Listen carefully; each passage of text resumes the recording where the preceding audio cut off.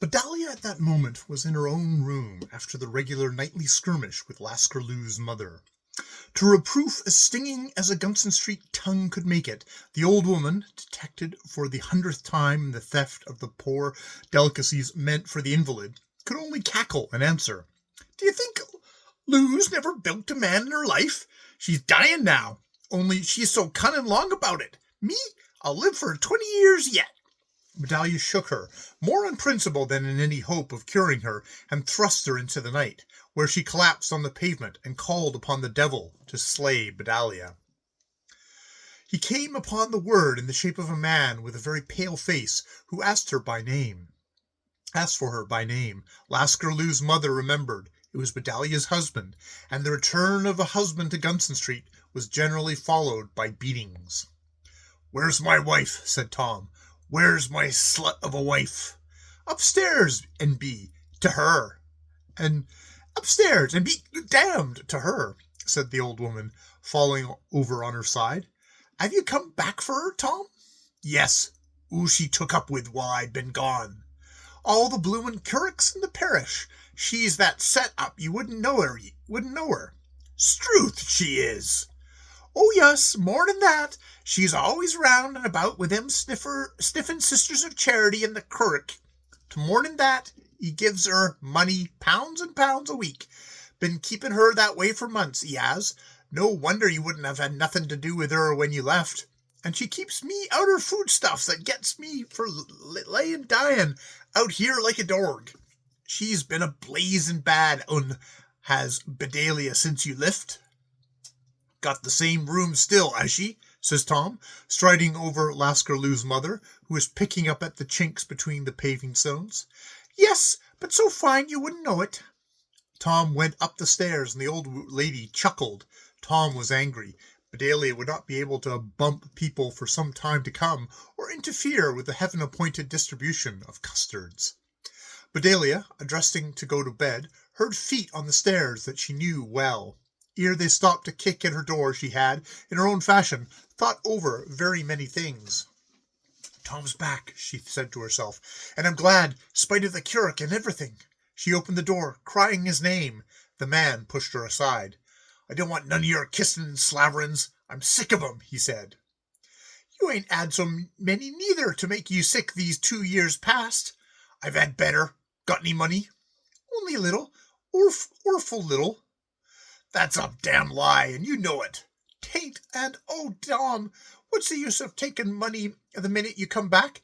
Didn't you like Jenny? I know you wouldn't." "Shut your head. Ain't you got enough to make a man drunk fair?" "You don't want being made drunk more, any. You've drunk already. Come to bed, Tom." "To you?" "Aye, to me. Ain't I nothing, spite o' Jenny?" She put out her arms as she spoke, but the drink held Tom fast. "Not for me," he said, steadying himself against the wall. "Don't know how you been going on while I was away, ya." "Ask about it," said Bdlh indignantly, drawing herself up together. "Who says anything here against me here?" "Who says? Well, everybody. I ain't come back more'n a minute before I finds you been with the currick God knows where. What currick was it, E?" "The currick that ear always," said Bdlh hastily. She was thinking of anything rather than the Reverend Eustace Anna at that moment. Tom sat down gravely in the only chair in the room. Bdlh continued her arrangements for going to bed. "Pretty thing, that," said Tom, "to tell your own lawful married husband. I've guv 5 bob for a wedding. Curricks are that ear always. Cool as brass you are. You got no shame? Ain't ye under the bed now?" "Tom, you're bleeding drunk. I ain't done nothing to be ashamed of." You don't know what shame is, but I ain't come here to mess with you.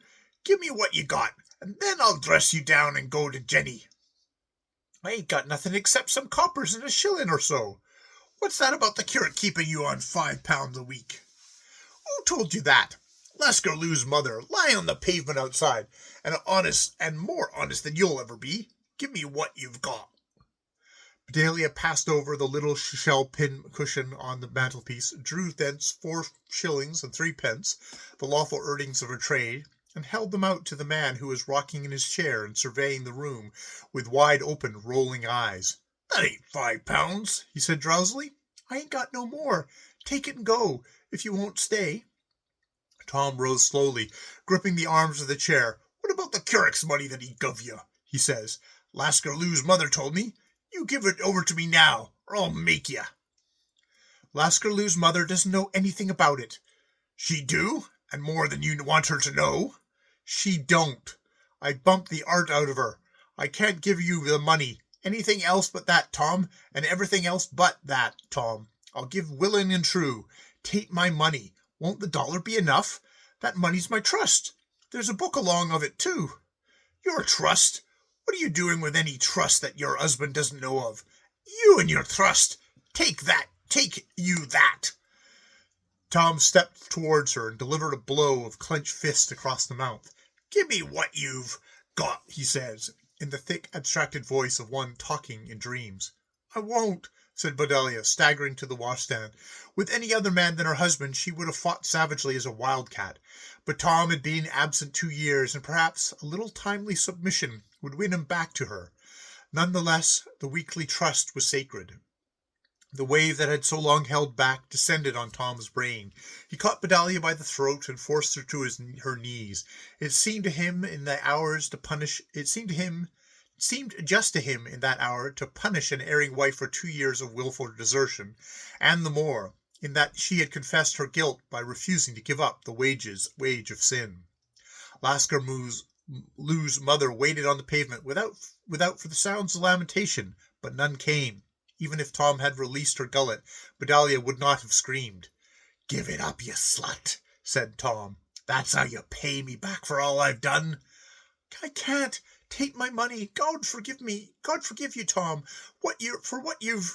The voice ceased as the grip tightened, and Tom heaved Bdlh against the bed.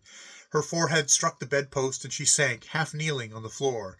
It was impossible for a self-respecting man to refrain from kicking her, so Tom kicked her with the deadly intelligence born of whiskey. The head dropped to the floor, and Tom kicked at that till the crisp tingle of hair striking through his nail boot with the chill of cold water warned him that it might be well to desist. Where's the curate's money, you kept woman? He whispered in the blood-stained ear, but there was no answer, only a rattling at the door and the voice of Jenny Wobstow crying ferociously, Come out of that, Tom! Come home with me! And you, Bdlh, I'll tear your face off its bones! Tom's friends had delivered their message, and Jenny, after the first flood of passionate tears, rose up to follow Tom, and, if possible, to win him back. She was prepared even to endure an exemplary whacking for her performances in Hennessy Rents. Lasker Lou's mother guided her to the Chamber of Horrors, and chuckled as she retired down the staircase. If Tom had not banged the soul of Bdlh, there would at least be a royal fight between that Bdlh and Jenny. And Lasker Lou's mother knew well that hell hath no fury like a woman fighting above the life that is quick in her. Still, there was no sound audible in the street. Jenny swung back to the unbolted door to discover her man stupidly regarding a heap by the bed. An eminent murderer has remarked that if people did not die so untidily, most men, and all women, would commit at least one murder in their lives. Tom was reflecting on the present untidiness, and the whiskey was fighting with the clear current of his thoughts. Don't make that noise. Come in quick. My God, said Jenny, checking like a startled wild beast. What's all this here? You ain't... Dunno. Suppose I did it. Did it? You done it a sight too well this time. She was aggravating, said Tom thickly, dropping back into the chair. That aggravating you would never believe, living on the fat of the land among these aristocrat persons and all. Look at them white curtains on the bed. We ain't got no white curtains. What I want to know is, the voice died as Bdlh had died, but from a different cause. The whiskey was tightening in its grip after the accomplished deed, and Tom's eyes were beginning to close, Bdlh on the floor breathing heavily. No, nor like to have, said Jenny. You've done for her this time. You go. Not me. She won't hurt. Do her good. I'm going to sleep. Look at those clean sheets. Ain't you coming too? Jenny bent over Bdlh, and there was intelligence in the battered woman's eyes, intelligence and much hate. I never told him to do such, Jenny whispered. 'Twas Tom's own doing, none o' mine. Shall I get him took, dear? The eyes told their own story. Tom, who was beginning to snore, must not be taken by the law. "Go," said Jenny. "Go, get out of here." "You told me that this afternoon," said the man, very sleepily. "Let me go asleep." "That was nothing. You only hit me. This time it's murder, Tom. You've killed her now." She shook the man from his rest, and understanding with cold terror filled his fuddled brain. "I done it for your sake, Jenny," he whimpered feebly, trying to take her hand.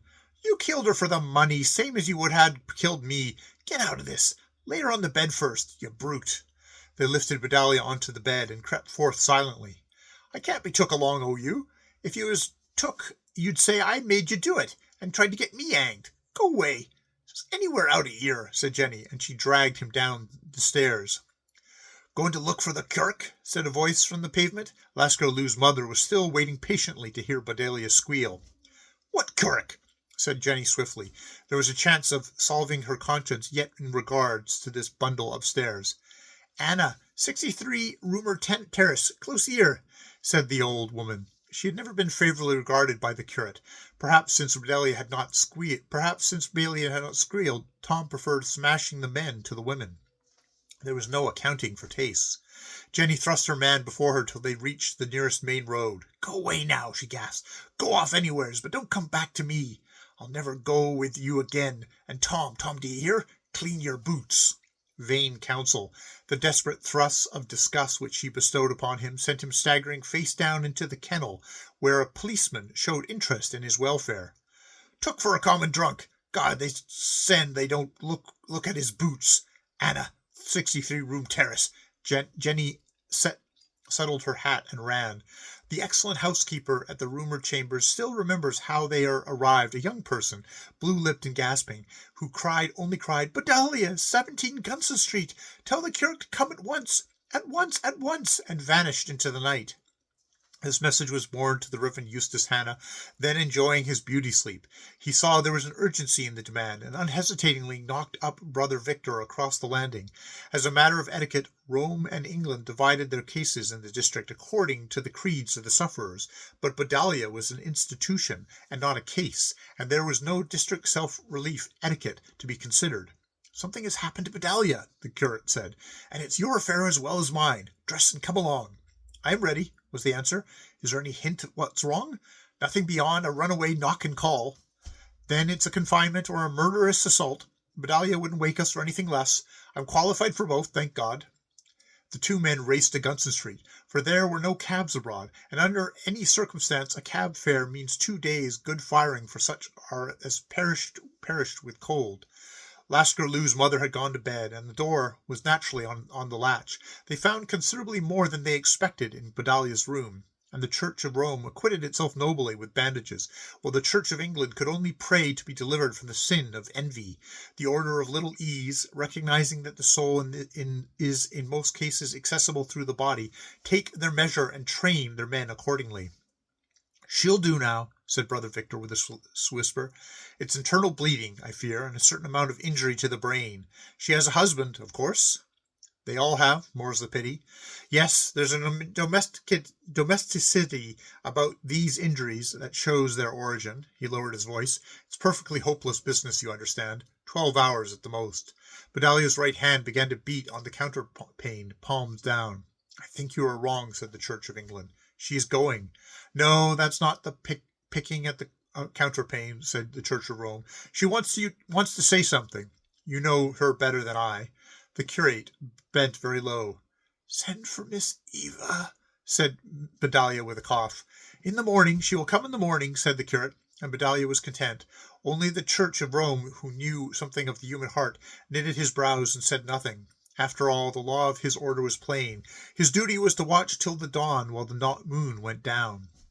It was a little before her sinking that the Reverend Eustace Hannah said, "Hadn't we better send for Sister Eva? She seems to be going fast." Brother Victor made no answer, but as early as decency admitted, there came one to the door of the house of Little Sisters of the Red Diamond, and demanded Sister Eva, that she might soothe the pain of Bdlh Hrdsft. That man, saying very little, led her to Gunson Street, number 17, and into the room where Bdlh lay. There he stood on the landing and bit the flesh of his fingers in agony, because he was a priest trained to know, and knew how the hearts of men and women beat back at the rebound, so that love is born out of horror, and passion declares itself when the soul is quivering with pain. Bdlh, wise to the last, husbanded her strength till the coming of Sister Eva. It is generally maintained by the little sisters of the Red Diamond that she died in delirium, but since one sister at least had took half of her dying advice, this seemed uncharitable. She tried to turn feebly on the bed, and the poor broken human machinery protested according to its nature. Sister Eva started forward, thinking that she had heard the dread forerunner of the death rattle. Bdlh lay still conscious, spoke with startling distinctness, the irrepressible irreverence of the street hawker, the girl who had danced on the winkle barrel, twinkling in her one available eye. "Sounds just like Mrs. Jessel, doesn't it? Before she's at her lunch and been talking and all the morning to her classes." Neither Sister Eva nor the curate said anything. Brother Victor stood without the door, and the breath came harshly between his teeth, for he was in pain. "Put a cloth over my head," said Bdlh. "I've got it good, and I don't want Miss Eva to see it. I ain't pretty this time." "Who was it?" said the curate. "Man from outside. Never seed him no more'n Adam. Drunk, I suppose. God help me, that's truth is. Miss Eva here? I can't see under the towel. I've got it good, Miss Eva. Excuse my not shaking hands with you, but I'm not strong, and it's 4 pence for Miss Emery's beef tea, and what you can give her for baby lion. Alvis havin' kids, these people. I ought to talk, for my husband, he's never come a-nigh me these 2 years, and I've been as bad as the rest, but he's never come a-nigh me. A man come and hit me over the head, and he kicked me, Miss Eva, so it was just the same as if I had had a husband, ain't it? The book's in the drawer, Miss Anna, and it's all right. I never give up a copper over the trust money, not a copper. You look under the chist of drawers, all what isn't spent this week is there. And Miss Eva, don't you wear that grey bonnet no more. I kept you from the diphtheria, and I don't want to keep you so, but the curate said it had to be done. I'd sooner had you took up with him than anyone, only Tom, he's come, and then, you see, Miss Eva, Tom, he's never come a-nigh me for 2 years, nor have I seen him yet. S'help me, I haven't. Do you hear? But you two go along and make a match of it. I've wished otherwise often, but of course it was not for the likes of me. If Tom had come back, which he never did, I'd had been like the rest, 6 pence for beef tea for the baby, and a shilling for laying out the baby.